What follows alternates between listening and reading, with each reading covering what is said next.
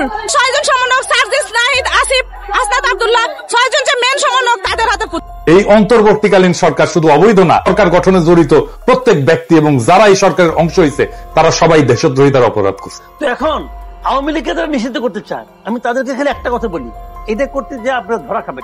তাহলে সেই সরকার আর এই সরকারের মধ্যে পার্থক্য কি? সেই সরকার আর এই সরকারের মধ্যে পার্থক্য কি? মোহাম্মদ ইউনূস স্যার 6 ঘন্টা সময় দিলাম আমরা ছাত্ররা, যদি 6 ঘন্টা আমাদের দাবিকে মেনে নেওয়া না হয় আমরা আবারও গণভবন ঘেরাও করা হবে। ছাত্ররা তো একটা ভুল সিদ্ধান্ত নিয়েছে, কিন্তু এখন তো আপনি এর মধ্যে পড়ে গিয়েছে। এখন তো যতটা সম্ভব তাকে যদি আমরা বোঝাতে পারি, যতটা সম্ভব আমরা আগাইতে পারি, এই চেষ্টা আমাদের করতে হবে। সম্মানিত দর্শক শ্রোতা, ডক্টর ইউনূস এবং উপদেষ্টাদেরকে কঠোরভাবে হুঁশিয়ারি দিচ্ছেন জনতারা এবং নেতারা। আপনারা বিস্তারিত জানতে পারবেন ভিডিওর মধ্যে, তাই ভিডিওটা শেষ পর্যন্ত দেখবেন। জনতারা বলতেছে 6 ঘন্টার মধ্যে আমাদের দাবি না মেনে নিলে আমরা আবারও গণভবন ঘেরাও করব ডক্টর ইউনূসের পদত্যাগের জন্য। সম্মানিত দর্শক শ্রোতা, ভিডিওটা খুবই চাঞ্চল্যকর একটি ভিডিও এবং কিছু সংখ্যক নেতা এবং জনতারা বলতেছে ডক্টর ইউনূস অবৈধ সরকার। আসলে কি ডক্টর ইউনূস অবৈধ সরকার? আপনাদের মতে কি আসতেছে? অবশ্যই আপনাদের মূল্যবান মতামতটি কমেন্ট বক্সে লিখবেন।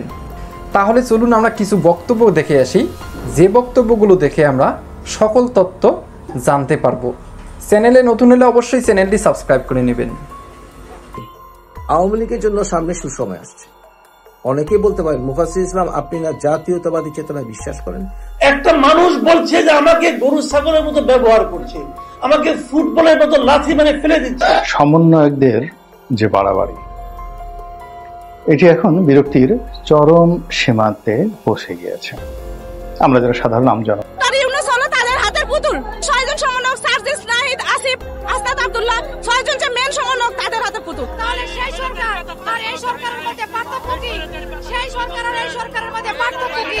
মোহাম্মদ ইউনূস স্যার 6 ঘন্টা সময় দিলাম আমরা ছাত্ররা, যদি 6 ঘন্টা আমাদের দাবিকে মেনে নেওয়া না হয় আমরা আবারও গণভবন ঘেরাও করা হবে।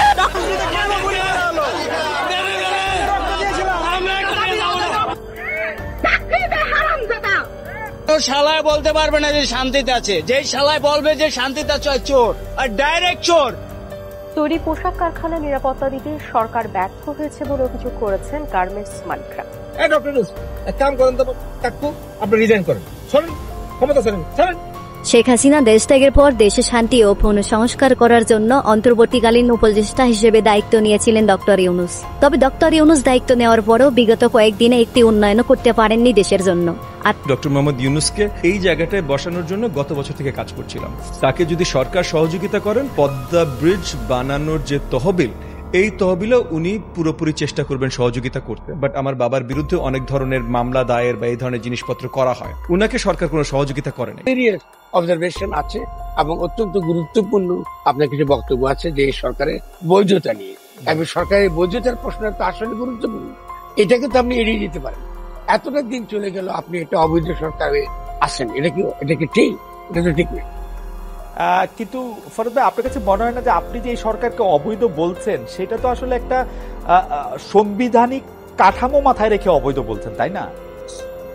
আপনি যে সংবিধানে অন্তর্বর্তী উপদেষ্টা সরকার নামক কিছু নাই, আপনার সংবিধানে তো নাই, তাহলে আপনার বৈধতার ভিত্তি কি?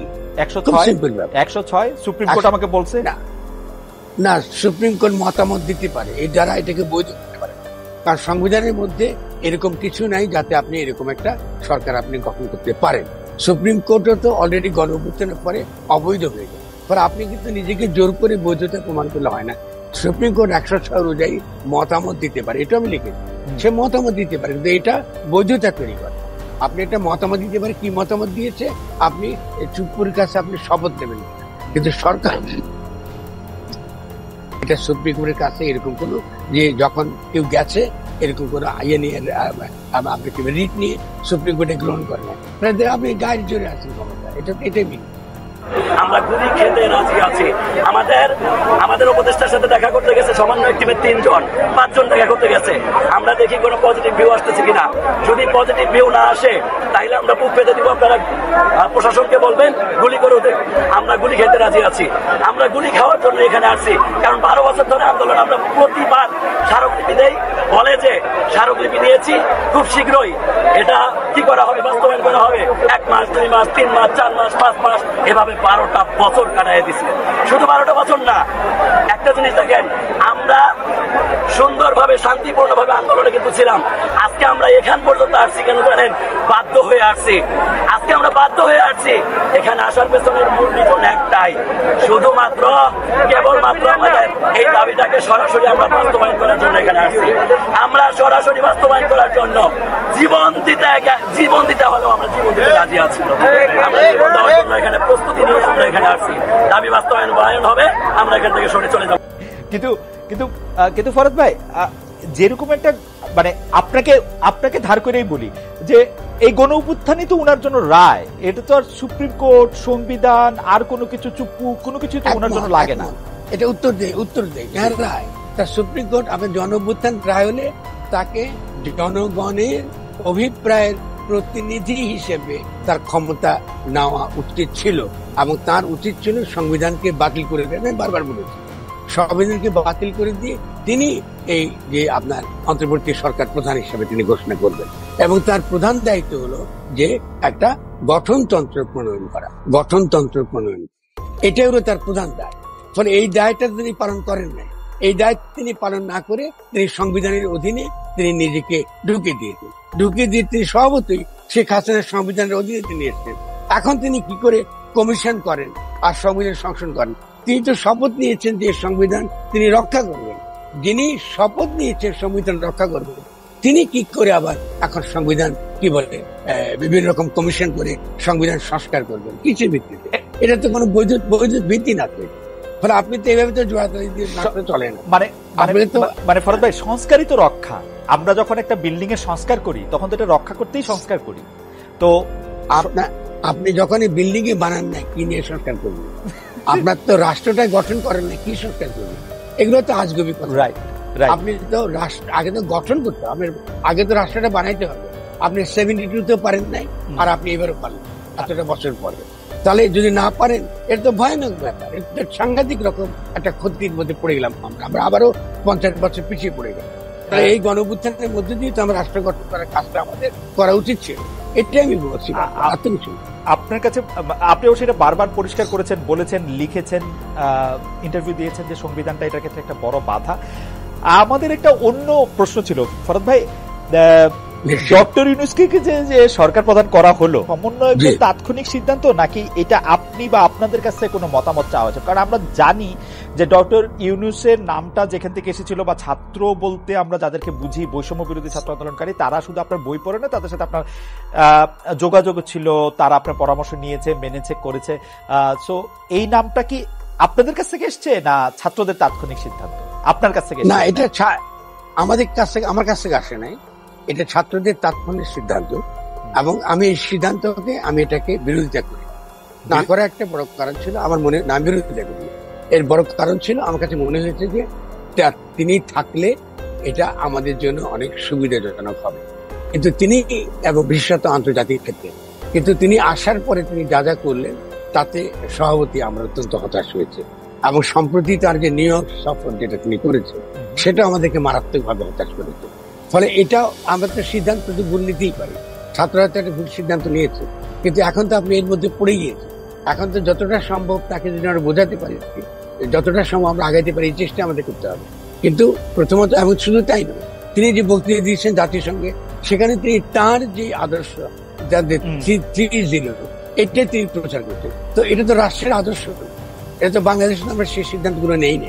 আর দ্বিতীয়ত, তিনি জাতিসংঘে দেখা করেছেন বাইডেন, তিনি তো মার্কিন যুক্তরাষ্ট্রে, আপনি তো এখন আসেন, 1 সেকেন্ড সময় আমরা এখানে থাকবো। আমরা এখানে স্বৈরাচারী করতে আসি নাই। আপনারা যদি লক্ষ্য করেন, বৈষম্য বিরোধী ছাত্র আন্দোলনের মিরপুরে সবার আগে আমি ছিলাম। কোথায় সার্ভিস, কোথায় সমন্বয়? এই সমন্বয়কদের আজকে বলতে চাই, মামিন উস্তাদদের সার্চ করে দেখো, প্রতিটা অন্যায়ের আন্দোলনে সবার সামনে ছিলাম। এখন একটা ন্যায়ের আন্দোলন, 35-এর আন্দোলন, এরা তো ভাই সার্টিফিকেট দিয়ে বলে না আমাকে ফ্রিতে চাকরি দাও, এরা বলছে আমাকে পরীক্ষার হলে বসার সুযোগ দাও। আমি পরীক্ষার হলে বসে নিজের যোগ্যতার প্রমাণ দিতে চায়। যোগ্যতার প্রমাণ নেওয়ার জন্য আমরা এই জায়গায় আসছি। আমরা আমাদের সার্টিফিকেটের ভ্যালুটা নেওয়ার জন্য এই জায়গায় আসছি। আমাদের সার্টিফিকেটের যদি ভ্যালু না থাকে তাহলে বলুক, আমরা পুরায়া সাই করে দেই, আর ওই সাই উপদেষ্টাদেরকে দেই, তারা সুন্দর করে চুমুক করে খেয়ে নেই, কোনো সমস্যা নাই। তবে আজকে যে কোনো একটা ফয়সালা দিতেই হবে, তাছাড়া আমরা এখান থেকে ছাড়তেছি না। সম্মানিত দর্শক শ্রোতা, আপনারা ভিডিওগুলো দেখতে পারলেন ডক্টর ইউনূস কতটা বিপদে। তবে সমন্বয়কদের কারণে ডক্টর ইউনূস খুবই বিপদের মুখে। আপনারা তো ভিডিওর মধ্যেই দেখতে পারলেন যে সকল জনতারা ডক্টর ইউনূসের পিছনে কিভাবে উঠে পড়ে লেগেছে তাকে পদত্যাগ করার জন্য। সম্মানিত দর্শক শ্রোতা, জনতারা বলতেছে শেখ হাসিনা এবং doctor Yunus same. Doctor Yunus ক্ষমতা জোরে এখনও বাংলাদেশের প্রধানমন্ত্রী হিসেবে আছেন। সম্মানিত দর্শক শ্রোতা, আপনি কি আসলে ডক্টর ইউনূসকে প্রধানমন্ত্রী হিসেবে দেখতে চান কি না? আপনারা কাকে সরকার হিসেবে দেখতে চাচ্ছেন? অবশ্যই আপনাদের মূল্যবান মতামতটি কমেন্ট বক্সে লিখবেন। আপনারা তো ভিডিওর মধ্যেই দেখতে পারলেন নেতারা এবং জনতারা কি বলতেছেন এবং গার্মেন্টস শ্রমিকরা তারা কি বলতেছেন। 6 ঘন্টার মধ্যে যদি শ্রমিকদের দাবি মেনে না হয়, সেক্ষেত্রে আবারও গণভবন ঘেরাও করবে। সম্মানিত দর্শক শ্রোতা, এরকম আপডেট ভিডিও পেতে চ্যানেলটি অবশ্যই সাবস্ক্রাইব করে নেবেন। তো ধন্যবাদ সকলকে। নেক্সট ভিডিওতে দেখা হবে। আল্লাহ হাফেজ।